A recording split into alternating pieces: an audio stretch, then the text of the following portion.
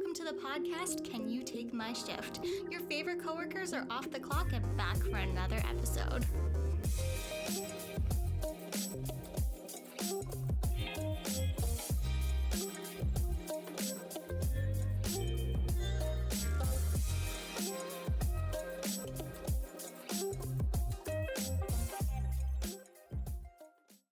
Hello, and welcome back to a very, very special episode of Can You Take My Shift? Thank you for being with us through 69 episodes. We would just like to take a moment of silence. Nice. You messed up the timing there. Okay, how are we supposed to do the timing? It's difficult. It was close enough, okay? I tried to give you a cue. God, Amy. You were never a High School Musical theater kid, weren't you? I was. I did musical theater all through high school. Don't even. You know I have better rhythm than you. How many times I beat you at Just Dance? That is gaming. That's not rhythm. That's not real dancing. That is gaming. I can also beat you at DDR, and that's full rhythm. Case closed. I don't have scoliosis. And I have a disability, so what? Oh, welcome back to the podcast. Yes, I make fun of Amy, but we would like to say thank you for being with us through 69 episodes.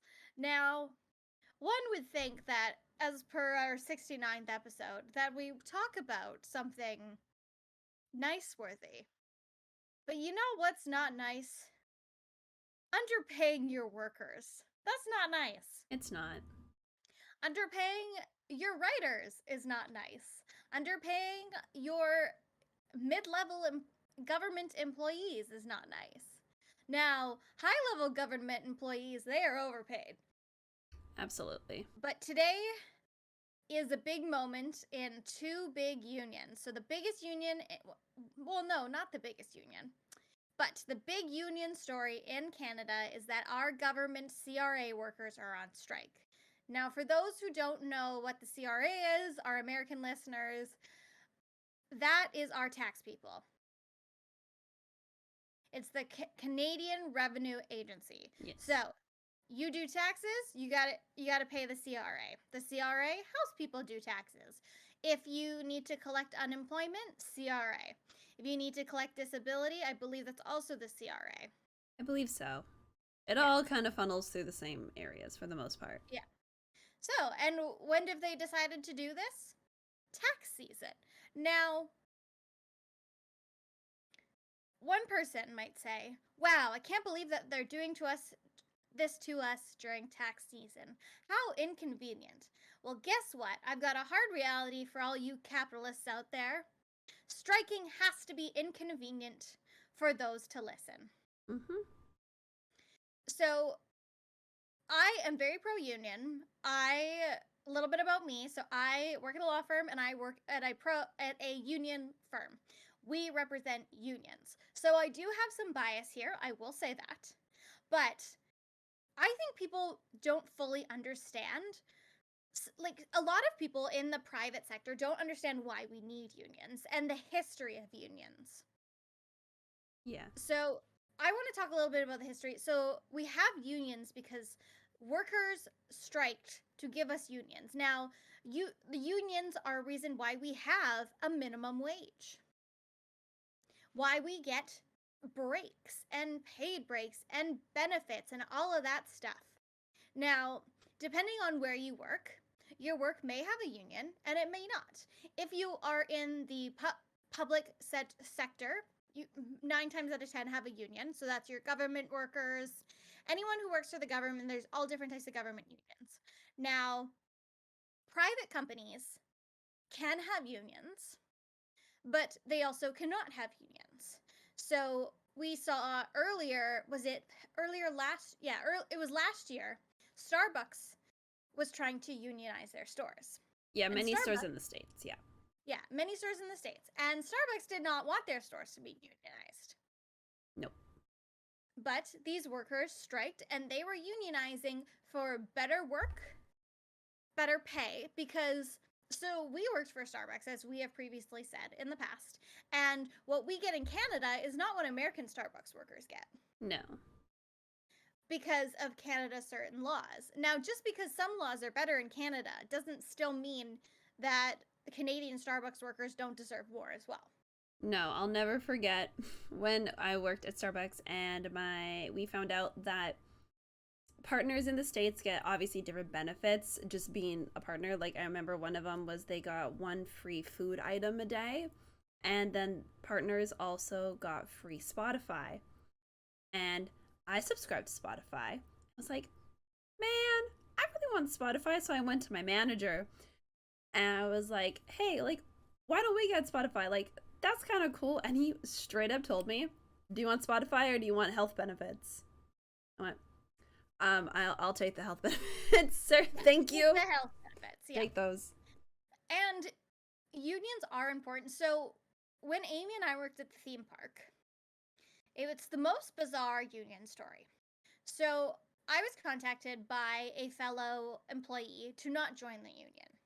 So you're sitting there during your orientation. They're basically like, you love this company. This company's great. This company's wonderful. You make magic in the lives of millions of children a year and blah, blah, blah. You know, buy into our shit so we can pay you less.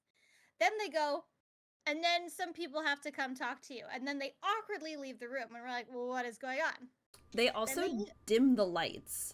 Like, you're watching this presentation and then they dim the lights and then these people walk in and the orientation people leave. Yeah. So it was the union members. Now the union members, they talk to you, they explain why you should join the union. Now when you are in a union, a certain amount of money from your paycheck goes towards union dues. We were all there for a year. Due to our visas, if we got fired, we were automatically to be deported. If you got fired, you had 48 hours to leave the country. I thought it was 24. It could be. It was a very small amount of time. Yeah. So they spun this whole thing about how somebody got fired and they got his job back. And again, I'm very pro union. But in this one stance, I was like, you know what? I'm not here that long. I am barely making any money. I already get health benefits because due to us being full time, we got health benefits that our part time people did not get. Yeah. Plus, I already had my own health benefits, travel benefits on top of that. So I was like, you know what? The union is not right for me to join if I'm only here for a year. However, if this was my career, I 100% would have joined the union. Yeah, there was a lot of things about how that union was dealt with where no information was really told to you. Essentially, they would put a piece of paper in front of you and they just told you to sign it. And that's all they did. They're like, hey, just sign this piece of paper. Don't worry about it. Which is so shady. Like, which is extremely shady. Who does that? You should never, ever, ever, I will say this until my face goes blue, ever sign a contract without thoroughly reading it, taking your time to read it, and being allowed to ask questions. If someone ever puts a contract in front of you and just goes, oh, just sign it, that is red flag number 1. Yeah. And because we were going to work for a very reputable theme park, a lot of people just signed it, you know, and a lot of people, English was not their first language. They're not going to be able to read this little pamphlet they gave you. So they would just sign it, not understanding that they just signed away so much money per week per paycheck, which when you're working minimum wage adds up, you know, to like a meal. It can be a lot for you. So it was not handled very well. And the problem is, so when you get fired, I know, so I'm speaking only from Canadian law here. Unfortunately, I cannot attest to American labor union law. I'd also like to say I'm not a lawyer. I just work in a union law office. I'm just a legal assistant. When you get fired, you have to go through the legal system to get your job back, and the union has to apply, and things take forever. So you have 24 hours to get out of the country. The union's not going to get your job back in 24 hours. No. So you have to go back to come back to work minimum wage. It's just, unfortunately, yes, like unions are very important, but it did not make sense No. for this job and these workers because you have to leave anyways, and the what you're gonna book another, they're not gonna pay for your flight to come back. I mean, you can fight for that, but we have some cases right now that like have been going on for 10 years. Like the legal system is not quick. And that's why with these major strikes going on is you can apply for stuff and like there is court cases and stuff, but the reason why striking is so important is it puts out a message and it puts out a message now, Yes. because I think a lot of people don't understand is when companies and people go on strike, it's never we woke up one morning and decided to go on strike. Exactly. It's something that is very well thought out. It is when, unions have brought offers to the table and they haven't been able to come to an agreement. That is what's happened. Yeah, and that's when they choose to strike. It's never like I don't understand how some people in their head think, oh, they just like got up and decided to strike to inconvenience me so they could come to work today. First of all, if a worker is striking, they're not getting paid. Yeah. That's why it's very important when a company is striking, you don't cross. They say cross like the picket line. Yeah. So because these workers are standing up for their rights and they're not getting paid, and it's your job to be a good ally and stand with them by not crossing the picket line. Exactly. But with strikes, so a few times, so we have a transit system in Vancouver, TransLink, and there's two contracts. There's a bus contract and a SkyTrain contract. It was probably about 4 years ago. The the TransLink contract kept threatening to strike. Now, buses are an essential service, so if they had chose to strike, not all bus service would stop. It would be reduced service because it's technically an essential service. So if they did end up coming to an agreement because they were threatening to strike, and striking also puts a lot of public pressure on because we in the public do not know about the negotiations. No. No. We just are aware that So, there is a strike happening or a strike like yeah. intimate. Because you do have to inform, especially with an essential service like the transit system, you have to inform the public there's going to be a strike, just Mm-hmm. as teachers have striked. You have to inform parents the teachers are going to strike. That has to be informed. They don't give much notice, but they still give notice. So if you, because I have just seen a lot of anger about the strike, and it's very much from a different type of people. So for the CRA strike, people are very mad. Why are they doing this during tax season? Well, so a lot of the CRA workers were working from home. Well, now they want to force them back into the office. When I'm a firm believer that if a job can be hybrid, it should be hybrid. Yes. Because there's days where because we've learned during this pandemic, people were sick. They should not come into work because it spreads it around. It's just not a viable work situation. However, they're paying for these offices, so they want people there. And they also want people there so they can micromanage them. However, I know people who work hybrid, they get more work done at home than they do in the office. Because in the office, they go get their coffee. Like, I worked with someone who she just worked so much better at home because she got distracted and have 20-minute conversations with everybody she walked past. For sure. Yeah. Yeah. So the CRA can 100% be hybrid. Like a lot of their jobs they can do from home, and I think if you can prove that you can work well from home, you should be able to work well from home because you're one okay, if you want to force them to come into the office, you need to pay them more for commuting. Yep. Because people were earning the same amount of money and they no longer have to commute. Like I pay $105 a month for a one zone bus pass. That's $100 I could be saving. Mm-hmm. And people have car payments. Gas is astronomical in the city. Gas is a 181. Also, you have to pay to park downtown at your buildings. Yep. It's not free.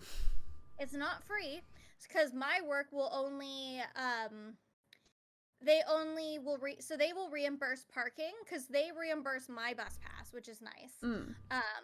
But I am also in the office every day. I have to come into work. Yeah. So they reimburse my bus pass and they reimburse parking to the same dollar amount as a 3 zone bus pass. Oh, that's nice. So if you drive, your parking gets reimbursed up to that amount. But $183, because I think that's what a 3 zone is, I think I don't think that covers a month's work if you're in there every day of parking downtown. I don't think so. No, because most places you park downtown, it's $20 a day. Yeah. Yeah. So I 100% see why. I've been doing my job from home perfectly fine. Now you want me to come in, but you don't want to pay me anymore.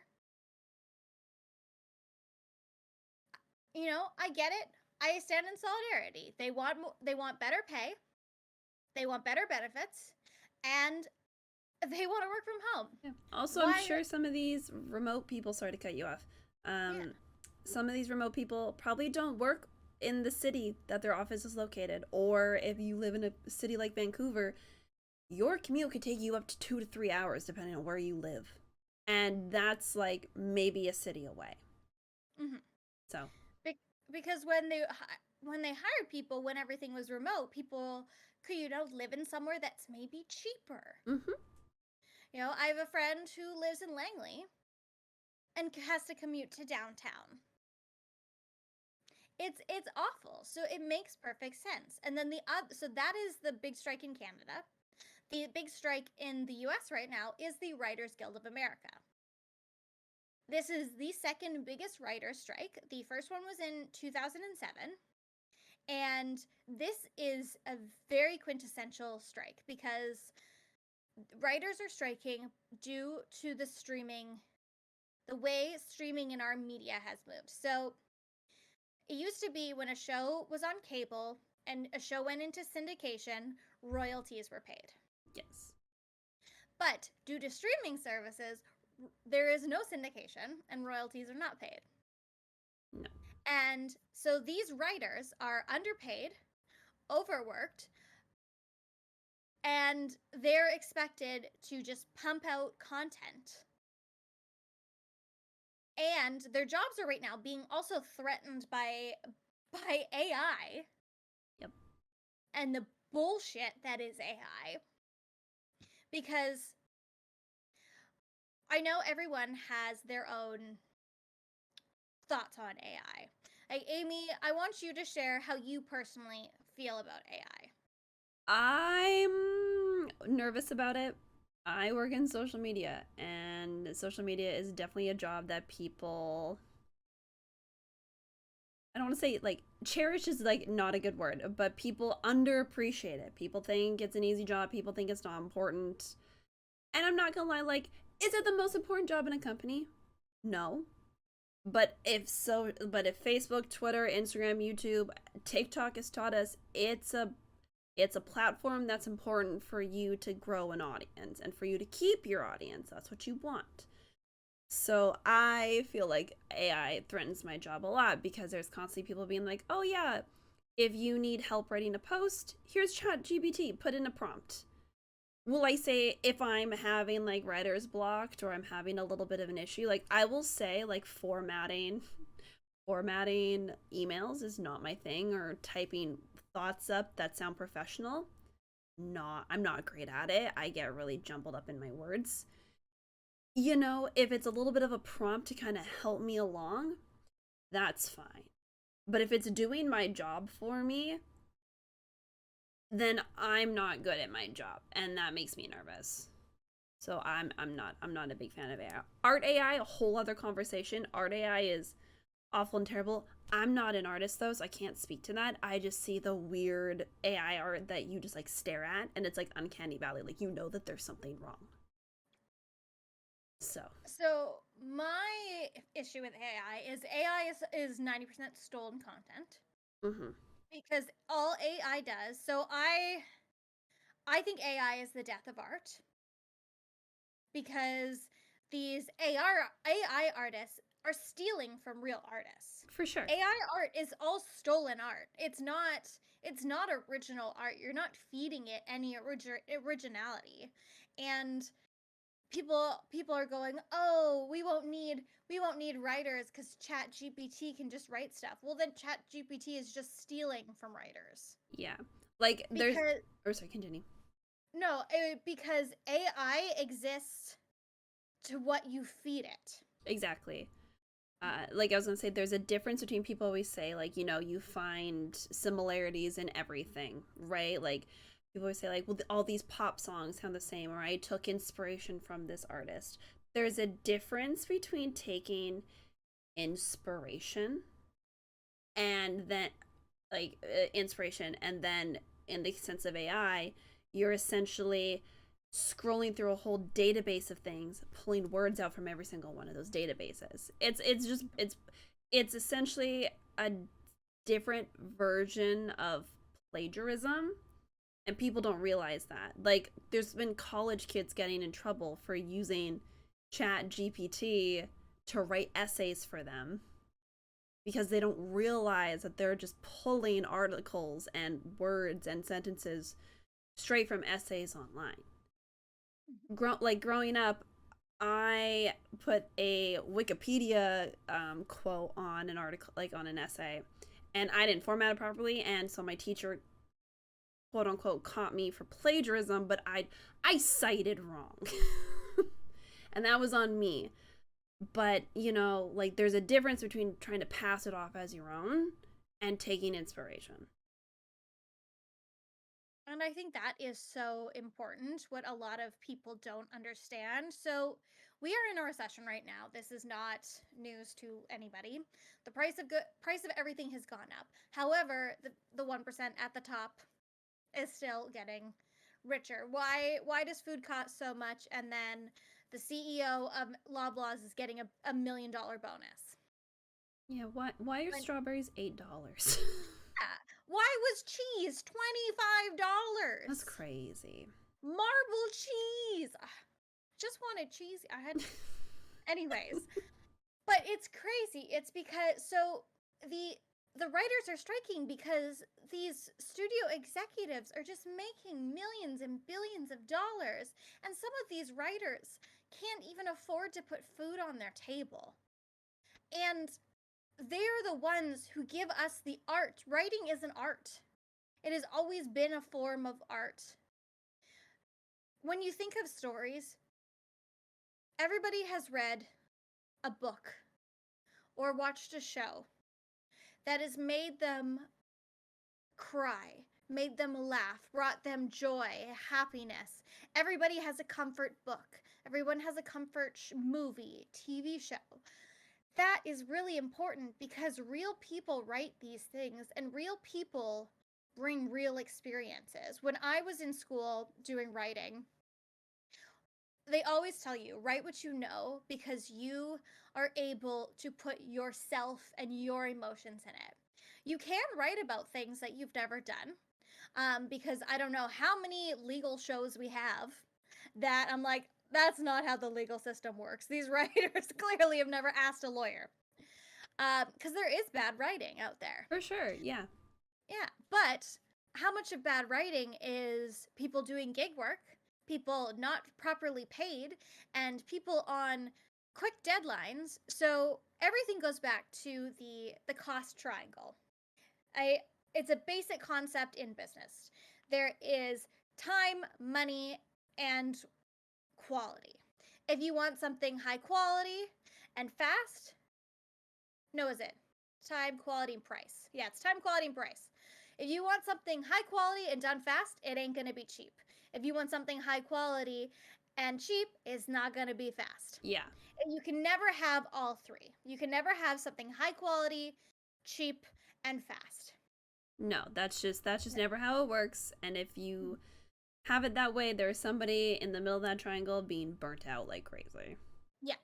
So, And these writers are burnt out. And we saw because in 2007, that's when the writer strike happened. You can tell from shows, if you go back and rewatch The Office, Parks and Rec, shows that came out during that writer strike time, seasons are shorter. The quality is not as good. there was actors who refused to cross the picket line. Like Steve Carell refused to show up to work because Steve Carell is a member of the Writers Guild. But yeah, he was not willing to cross the picket line, as he should not be, and he's the star of the show. Yeah, that's a big deal. Yeah. And even Conan O'Brien, there's a famous clip of him spinning his wedding ring to fill time because the writers were on strike. Yeah.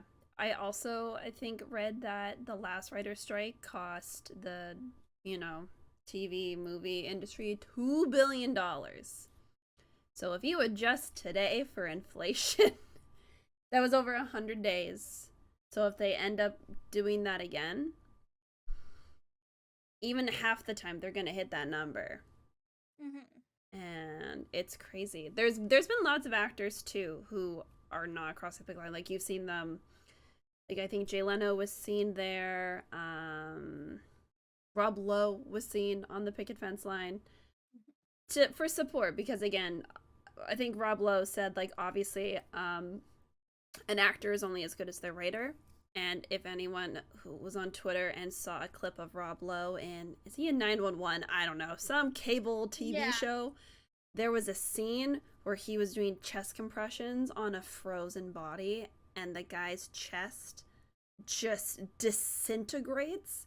And it is the wildest thing. It is not good TV writing. So that man saying an actor is only as good as his writing, I think means a lot.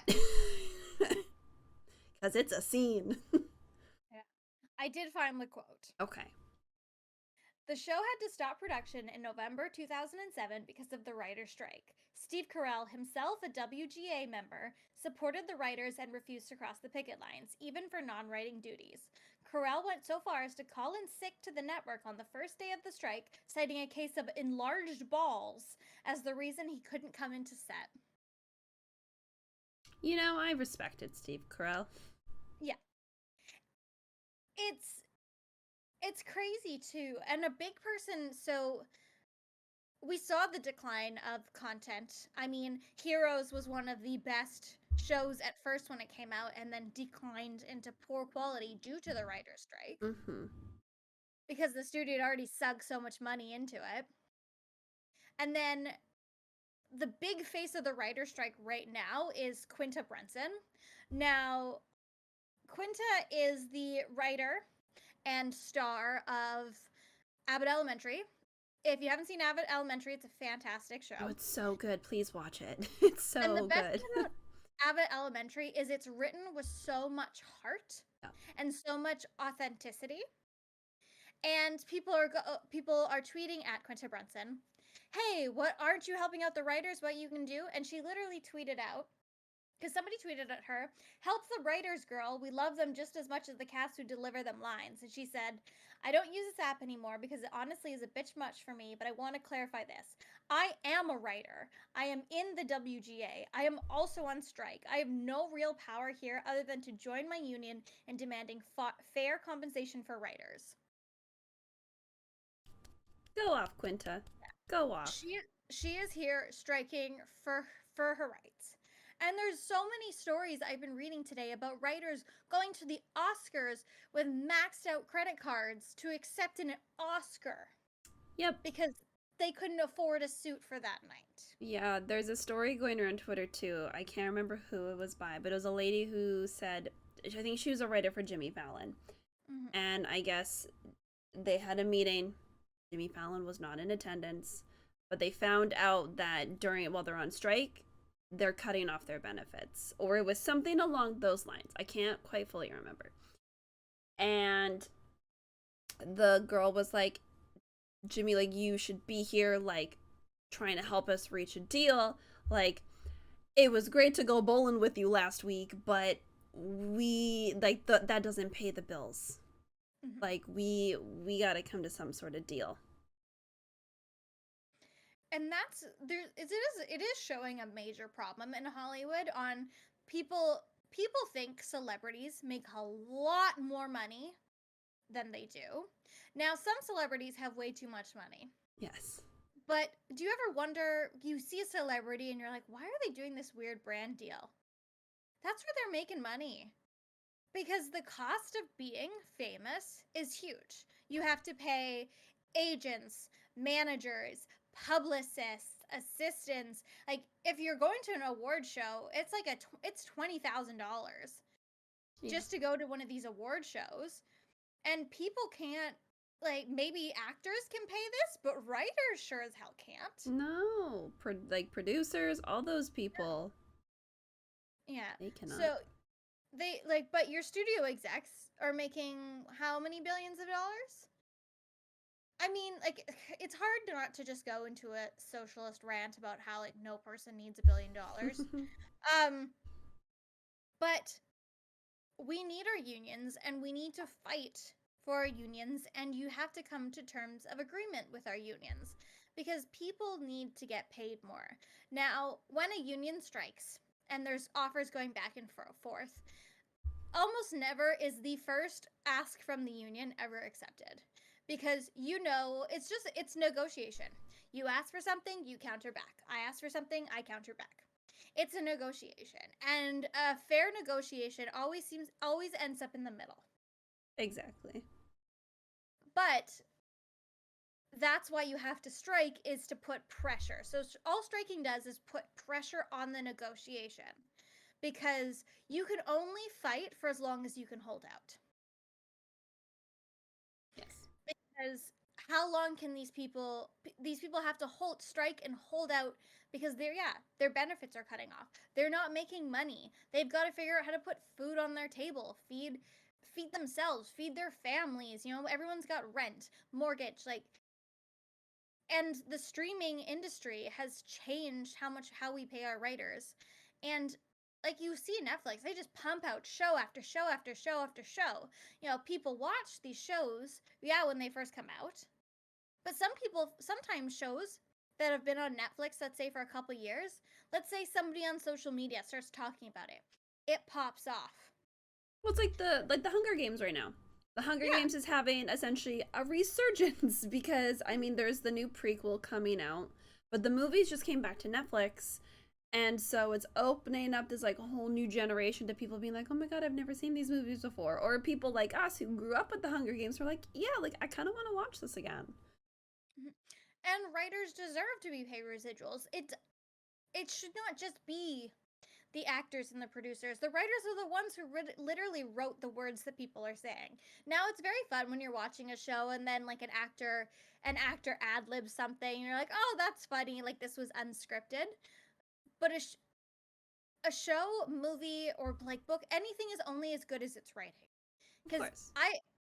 we've all seen a movie that visually is beautiful, but it's got shit writing. Avatar. Avatar, yeah. Or like Amy and I watched the horrendous 365 movies. Okay, those Now aren't even visually nice. it's like a long ass music video. It is. But like I will say, so I do love a terrible movie. I truly do. And the 50 Shades of Grey movies, seen them all. They are terrible. Cinematography, beautiful. The writing, now I will say the source material they had to work with was something. Um, but like a good writer can polish a turd. Truly. I have seen people take terrible source material and turn it into something fantastic. We've all heard the phrase like good concept, bad execution. And that is one of the things when I think about movies and film and TV, those are the only remakes I like where it was great concept, terrible execution. I don't like remaking stuff because it was popular for a money grab. No. But that's also another thing is they're just remaking stuff because studios think it's cheaper and they know it's going to get more money, but somebody still has to write the remake. Yeah. Like somebody has to write this stuff. Somebody's supposed to get those like quippy jokes put in at the right time so people catch on. Like, Yeah. Like when I was in New York, I went to a dress rehearsal for the Seth Meyers show. And part of the point of the dress rehearsal was it's totally free. They go, hey, do you want to come to the Seth Meyers dress rehearsal? And we're like, sure, we're not doing anything at the moment. So they sit you in the audience because I just really wanted to go through NBC Studios and it was a free tour. And Seth starts reading his jokes, and the writers are all sitting there watching you because yeah, it's their job to write their jokes, but they gotta. What if Seth says a joke and none of us laugh? Then they know. All right, we gotta cut that and we gotta write something different. Like, can you first of all, that is horrendous on your self-esteem. Just sitting there, like focus groups must be awful on people's self-esteem. Yeah, they really must Yeah, be. you gotta have a thick skin. But we're all sitting there and like we laughed at probably about good 70% of them, and a few of them were kind of flops. But that is their job, and that is a hard job to make people laugh because some of these late night shows are on 5 days a week. And so it's a lot of people writing a lot of jokes. It's not just one person, it's like a team of 10 to 12 people. Yeah. Sitting there writing, rewriting, trying to figure out how to make things better and constantly upping your game because we all can tell like, oh, you know, you when a show like when a show goes down in quality, is it writing? Cuz what shows will get popular and then what they will do is they will fire people to save money, banking on its popularity. Like I have seen the first season of Riverdale. I don't know what they're doing in that writer's room, to be honest. Oh, I I have think no idea. I'm pretty sure they fired all the writers and they just have a monkey. They're using some weird form of AI that's like really into cult sex things. Yeah, like I don't know what they fed it. But the first season actually did not have bad writing. No, it was enjoyable. I will say, like, I liked the first season. The second season started to go a little unhinged, but like the third season Yeah. is really where it just jumped the shark. It made no Yeah. sense. So, and that's the thing is I remember explaining to someone what jumping the shark means because it's become such a common term, but a lot of younger people don't know where the reference is. Mm-hmm. So, for those if for our younger listeners, if you do not know what jumping the shark means, is in the famous show Happy Days, there was a character called the Fonz, played by Henry Winkler. He literally goes on jet skis in a leather jacket and jumps a shark. And that is where the show went down in quality. That was the clear turn where the show went down in quality. So when a show has a clear turn in quality, that's where the phrase came like they jumped the shark. That was the Because there's titular moment. the titular moment, and you can tell when bad writing starts to come in because I'm not saying that the writer's bad, but it's hard to pump out your best work when you're underpaid, overworked, stressed, and on a terrible crunch time limit. Yep. Yeah. You just think of yourself when you're in college. You've left your essay. Okay, let's not say let no one did we don't want to say you did this to yourself because the writers didn't do this to themselves. It's like getting a thesis that one night before it's due. No thanks. People work years on a thesis. People work years and years on novels and movies and screenplays. No one does it the night before. Exactly. Unless you're in college. Yeah. But that is self-imposed. Yes. There's a difference between forced and self-imposed. Yes. Like, we don't want to talk about how many essays I wrote the night before. No, we're One not here to time- talk about that. Yeah. So when I was in college, I had a screenwriting class, and my computer horrendously, horribly died. Like, there was no saving it. I 100% blame myself for watching illegal movies. She had one too many viruses. I think it probably was the worst when I was trying to watch Game of Thrones. Oh no. Yeah, that getcha. Yeah. So I lost my screenplay because this class you had to turn in a screenplay at the end. Completely lost it. So one day, I wrote a screenplay in one fucking day. And how'd you do?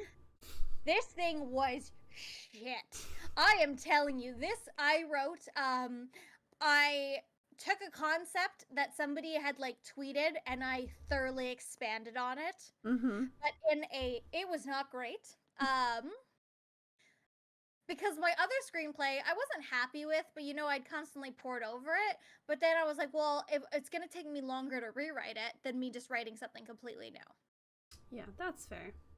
So somebody on Twitter, no, on Tumblr, like, what if like you see the world in black and white, and then when you kiss your true love, the world turns to color. So I was like, all right, I will write a screenplay on this. It was Honestly, not, oh, I'm like, that's kind of fun. yeah, it was not good. I got a B though. I'd take it. But Take the B. but I literally have wrote a play before that I worked on for 6 months straight that won an award. There you go. But see me an award one award-winning playwrights, the only play I've wrote that's won an award, turned out crap in 24 hours because I was under pressure because my computer decided to commit suicide. Yep. It's important. Yeah. And that's sometimes what happens. Good writers can put out bad stuff when they're under pressure and overworked and underpaid. Mm-hmm. So, like, yeah, you can be like, oh, well, how is this bad writing when it's the same writer? Okay, well, You do it under pressure. Like, you go do your job under pressure and have it performed the same way. Exactly. So I think the strike is so important, and we need to support them. And people, if you see like, oh, a gig pop up for people, some people will take the strike as, oh, this is my big break. No, because that's just gonna bite you in the ass in the long run. Mm-hmm. You have to support the union workers because they understand the industry, especially the film and movie and TV industry, is very hard to get into. And there's so much exploitation of people in that industry. Is a big reason why I left the industry, because I saw so much horrible, especially, well, I decided to leave the acting industry during the Me Too movement. I just decided for my own physical and emotional well-being, I should not be in this industry. And people will do things to get their chance, because we all say like, oh, if someone would just give me a chance. Well, people like to exploit that. So unions' main purpose is to stop you from being exploited. That's the basis of what a union's purpose is. Now, again, as we said in the beginning of the podcast, unions are not perfect. If they slide a union contract in front of you before you barely have time to read it, do not sign that thing. No. But that's just basic contract 101. Exactly. Yeah. Sorry, I know this episode has probably sounded a bit ratty. I know you were thinking for the 69th episode, I'm going to put on some careless whisper, but no, that would get us copyright striked. Putting on an outfit would not get us copyright striked. It'd get us a different kind of strike. Copyright is for music. Careless whisper is music. Oh, I thought you meant like an outfit. My bad. No. Sorry. I was like, that's a different kind of strike. Do you not know the Careless Whisper song? I probably do if you played it, but we're not going to. No, but it's like the yeah. No, copyright that did not sound good. I feel like if I sing something and I sing it horribly, it should not be copyrighted because it just sounds so bad that I'm already punishing myself by singing it. True. I think that's how copyright law works. Oh, absolutely. Absolutely, yeah. So, but Amy, do you have any more thoughts? I know this has been a Kelsey rantier episode. It's not my fault though. I do work in the union industry. You're good. I was gonna say the best things I've seen on Twitter, because the writers are on strike, they have great picket signs. Oh yeah, no one makes a better picket sign than a writer. No, so I could quickly to lighten up the mood, share just a couple, because there are some really good ones. One of the first ones I saw was just Writers Guild on strike. You came up with Quibi, which, if everyone remembers, is. Oh yeah, Do you even remember Quibi. what Quibi is? Because I barely do. But for Quibi those. was Hmm? this that stupid streaming service, right? Yeah, so Quibi was a streaming service that came out during the pandemic that was formatted to fit your mobile phone. So if you're sitting at home, you should be able to enjoy the content right on your phone. But it flopped horrendously. I never downloaded it. I don't know anybody who did, and they had some big name actors on TV shows on that app. I remember I watched somebody break down, like, make fun of Chrissy's court. Yes, yeah. Yeah. So that was a good one. One person said, just give up one yacht. Just one, that's all we're asking. It doesn't seem like much. No, I need my 4 yachts. Exactly. One person said, have you heard that like TikTok sound? I'm pretty sure it's from. It's not Succession. Maybe it is. But it's like they have ludicrously capacious bags.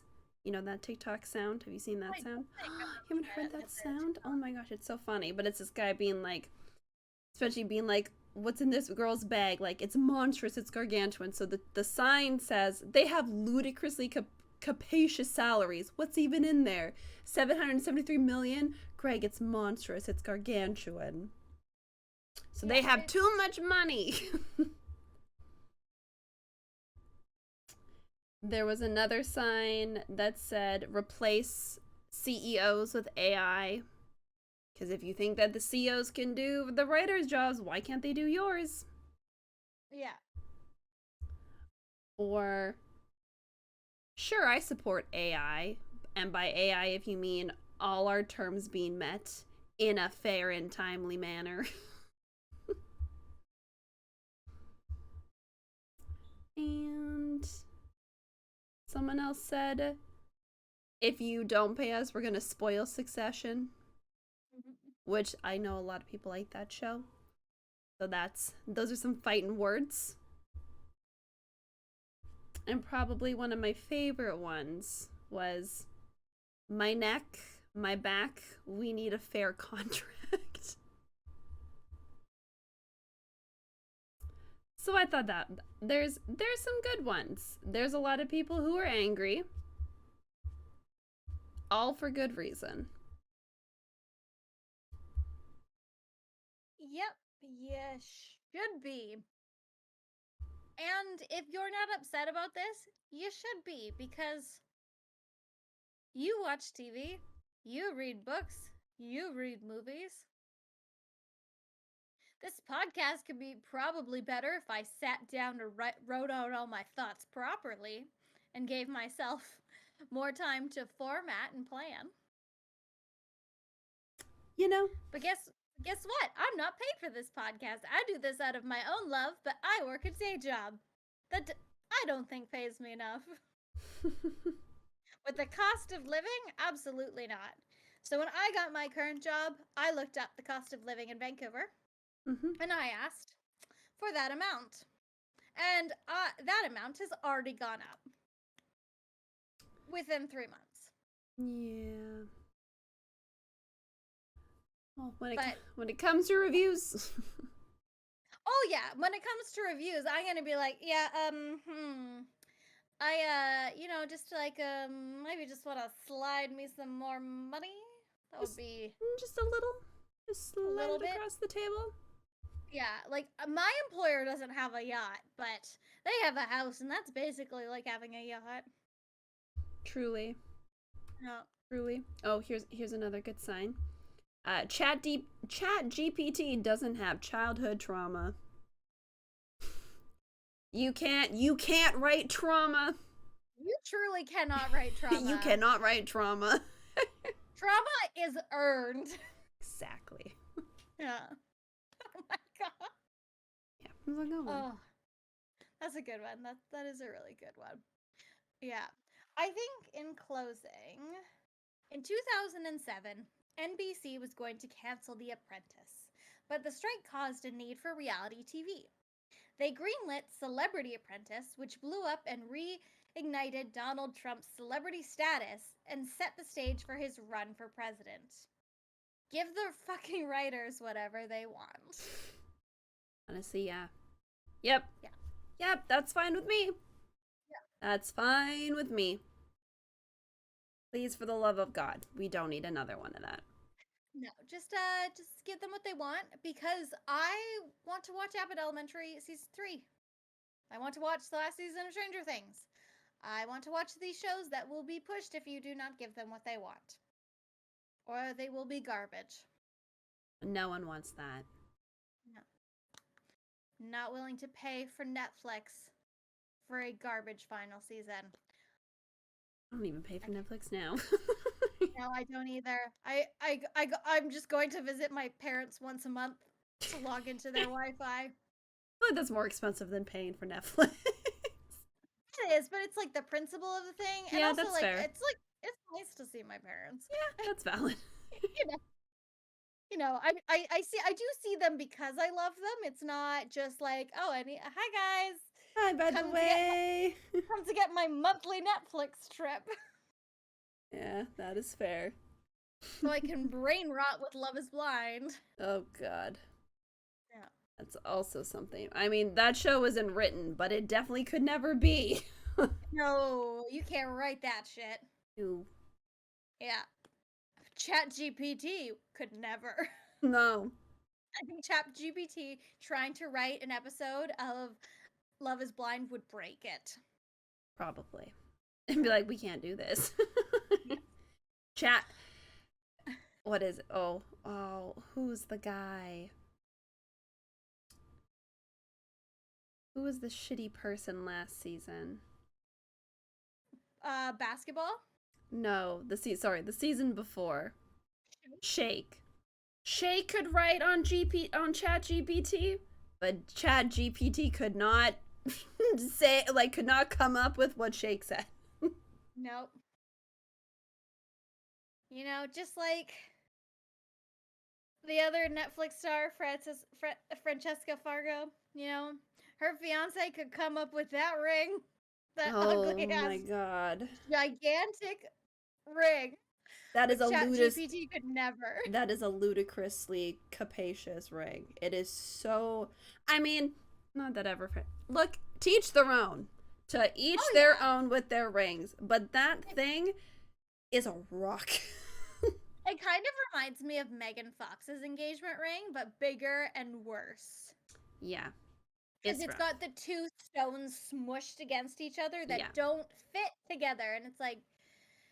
Because the band is pretty. I will say the band is pretty, but the rock is not. Like, I know this is not on topic, but who cares? We need to end on a lighter note anyways. But Amy and I are both engaged, and we both have beautiful rings that fit our taste. Yes. So I understand everybody has different taste. Of course. Me, I can't have anything sharp because it'll catch on stuff. Yeah. I love opals, but I'm a clumsy ass bitch, and I will do that and shatter the opal. Shatter the opal. So I have the cheapest. Well, it goes like diamonds and moissanite. So I have a moissanite because I don't want a blood diamond, and a moissanite's the second strongest. Yeah. Because I am a clumsy hoe. That is fair. But that's what fits me. So mine is more on the simple side, but I love it. But like I know when something is a bit garish, it's a bit over the top. Yep. And in my experience, the more over top the ring, the shorter the bear. Oh, yeah, definitely. I'm sorry. Is that mean? I'm sure. I'm sure there's some scientific basis to back that up. Yeah. But Amy, do you have any final closing thoughts from writers' strike to the CRA strike to unions in general, or just ugly ass engagement rings? You teach on with engagement rings. Mine makes me feel like a little fairy. I love it. As far as strikes go, as when I worked at Starbucks, when we would talk about the bus drivers that came in all the time, we would have bus drivers who come in and would be like, hey, like, we might go on strike tomorrow, and they would constantly tell us, like, obviously, like, if you gotta get around, you gotta get around, but just, like, like, be, like, nice. If the bus drivers seem angry, like, don't worry about it. And I'm like, well, yeah, of course, and I would literally give the bus drivers, like, free coffee. I did not care. I probably was not supposed to do that. I definitely was not supposed to. But I did because I'm like, this is literally the least I could do to help them. So I believe in strikes, even if they are inconvenient. A lot of people are mad because they didn't extend the tax deadline for Canada, even though they went on strike. Just do your taxes. They're not that difficult. People are mad because, like, passports and stuff are being delayed. Unfortunately, this small delay for you means better rights for current workers and for future workers. So you're just helping people set up for a better future, and that is something you should want. And that's all I got. I think that's great. I think that's a great way to wrap it up. But thank you so much for listening. I apologize if you don't like these rantier episodes, but I think it's good, to listen to the facts. It is what it is, and we support our workers, and we support all workers' rights to strike and to be paid fairly. Now, if you would like to pay me fairly, there's a donate button down below. Just kidding. Yeah. If you want to send me $12 million so I can have my own yacht, Really? Actually, no. That we both know that's not enough money for a yacht. There will be a tip option added to this episode. Yes. But thank you so much for listening. I know this episode came out a day early, but that's because it is super fan of the podcast. Trevor's birthday tomorrow, so I will not be around.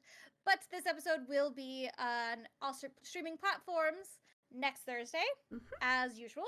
And Amy will give the rest of the outro. Yes. Thank you for setting that up, though. Appreciate it. Like Kelsey said, we are a day early on Twitch, but this episode will still be out next Thursday on Spotify, Apple Podcasts, Google Podcasts, Anchor, most major streaming platforms. You can listen to us at Can You Take My Shift.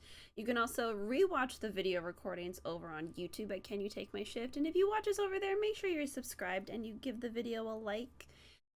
You can find us on social media at Twitter at CYTMS Podcast, and you can find us on Instagram and Facebook at Can You Take My Shift. You can find Kelsey at Kelsey Peets on Instagram, Twitter, and Twitch, and you can find me, Amy, at Shelly Amy on Instagram, Twitter, and Twitch as well. So until next time, Kelsey, can you take my shift? No, because I am on strike for better pay for workers who write this podcast. You are self-employed. In the terms of the podcast, you are self-employed. Yeah, I gotta pay myself more. Unfortunately. Then I'd have to sell my yacht. Why not? Is it a toy boat?